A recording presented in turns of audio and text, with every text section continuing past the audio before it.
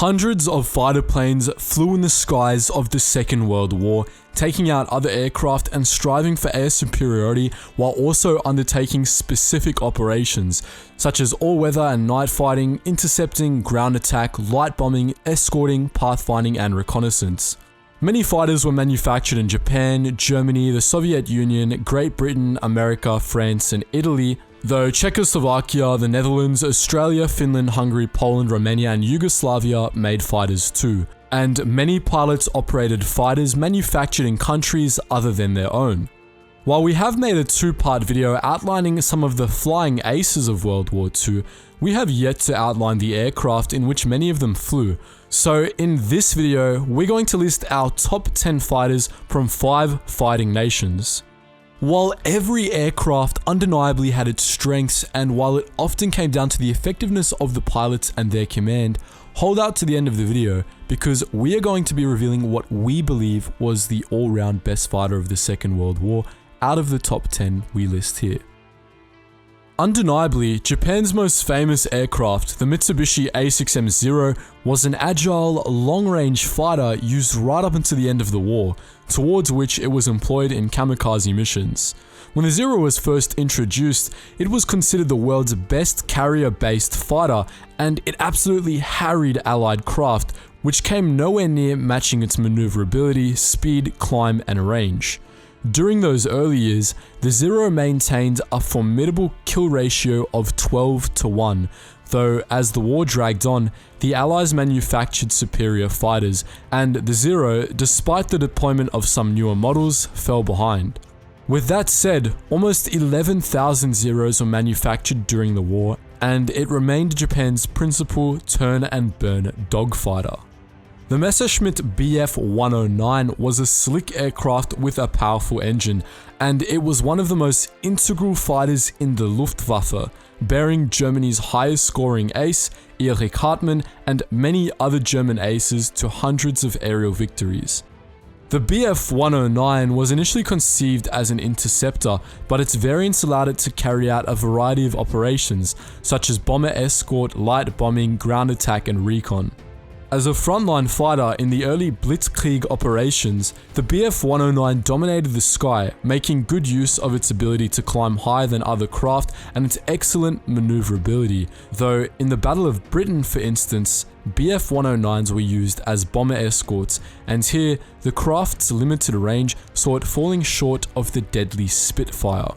While the Bf 109 flew up till Germany's capitulation, it was slowly being replaced with the next fighter on our list. With that said, almost 34,000 Bf 109s were manufactured between 1935 and 1945 for use both in the Spanish Civil War and World War II. The Bf 109's replacement, the Focke-Wulf FW 190, could carry more and thus take on a variety of roles, fighting in the day and night, dropping bombs and ripping up ground targets, and it was superior in most aspects to the British Spitfire for a time, making absolute hell for the RAF until they upgraded their Spitfire and made hell back. Capable of bearing much more firepower than the Bf 109 while remaining quick and agile, the FW 190 was a favourite among German pilots, and many German aces racked up hundreds of kills in the cockpit of this deadly aerial predator. The FW 190 terrorised the skies from August 1941 to the end of the war, and over 20,000 FW 190s were produced from 1939 to 1945. If the Axis had got their hands on this brilliant piece of aircraft earlier in the war, the outcome may have been very, very different. While the Soviet Union's swift, tough Yakovlev Yak-3 fighter didn't enter World War II until June 1944, it certainly made an impact when it did, earning regard as the best dogfighter on the Eastern Front. The Yak-3 could outmaneuver the Bf 109 and FW 190, and it has been considered superior even to the Spitfire and P-51 Mustang. The Yak-3 was easy to fly and very forgiving, and it was exceptionally effective below 13,000 feet or 4 kilometers. Soon after the Yak-3 was brought into the war, on the 16th of June 1944, 18 Yak-3s engaged 24 German craft, taking only one loss for the German loss of 15 aircraft. This ended Luftwaffe operations in the area. Between March 1944 and August 1946 alone, some 4,850 Yak-3s were made. Britain's Supermarine Spitfire is no doubt one of the most famous aircraft of all time, and this is largely due to the craft's involvement in the Battle of Britain, in which it turned the tide, using its superior range to make a mess of the Messerschmitt Bf 109. The craft was easy to fly and incredibly forgiving, and while heavily armed, it was a graceful vehicle indeed. The Spitfire reigned supreme at low altitudes, and when a model was rendered inferior by a novel enemy craft, the Spitfire was upgraded, making it Britain's most produced fighter, with Supermarine producing more than 20,000 between 1938 and 1948. Britain's top-scoring ace, Johnny Johnson, flew in a Spitfire, claiming 38 victories throughout the war. Now, I'm not American, but I can't deny that the US produced some of the best aircraft, and the last 5 fighters on this list are all US made. Chance Vort's F4U Corsair was crucial to the Allies in the Pacific theater, outclassing the Japanese Zero as a carrier fighter and getting good use as a ground attack fighter as well. Overall, it boasted an 11-to-1 kill ratio over the Japanese craft, and some Japanese pilots claimed the Corsair was America's best all-round fighter. The first Corsair ace, Kenneth Ambrose Walsh, described battling Zeros in F4Us. Whoever had altitude dictated the terms of the battle, and there was nothing a Zero pilot could do to change that. We had him. The Corsair F4U was so successful it was employed in the Korean War, in which it battled Soviet Yak-9s, and more than 12,500 were produced between 1942 and 1943.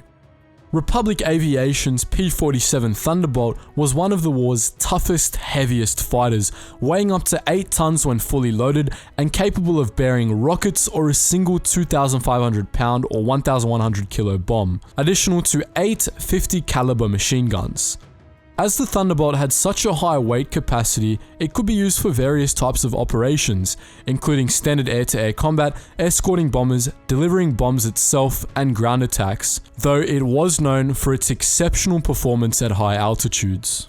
The Thunderbolt was a bit of a tank, with Luftwaffe ace Heinz Baer stating it could absorb an astounding amount of lead, though another German ace, Kurt Bühligen, said it was too heavy for some maneuvers and claimed he could see it coming from behind and simply outmaneuver it.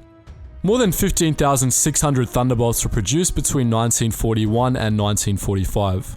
North American Aviation's P-51 Mustang was another fighter which saw use in the Korean War after World War II, though this craft was first conceived upon the British RAF's request for a new fighter capable of being mass-produced. When its original engine was replaced with a Rolls-Royce Merlin, this fighter was capable of competing with the Luftwaffe aircraft, though the Mustang was also highly effective in escort operations and as a fighter bomber. It was a solid all-rounder, though its exceptional range and maximum effective altitude distinguished it most. The Mustang entered the war under the RAF early in 1942, and more than 15,000 were made. While most of the fighters we've listed were of fairly conventional designs, Lockheed's P-38 Lightning was anything but, though that did not at all take away from this aircraft's formidability. Its twin balloons and twin turbocharged engines allowed it to go further than many other fighters, making it particularly useful for flights over spans of water, and it was largely considered one of the most streamlined planes ever made. The Lightning was effective in most aerial combat roles, capable of dogfighting, raining hell on targets down below, escorting other aircraft over especially long distances, and undertaking long-distance recon operations. The Lightning was highly successful in the Pacific Theater and China-Burma-India Theater, in which America's top-scoring pilot, Rich Bong, claimed his acehood. Some Luftwaffe pilots nicknamed the Lightning Fork-tailed Devil, while the Japanese deemed it 2 planes, 1 pilot. The Lightning flew for as long as America was in the war, and between those years, more than 10,000 were made.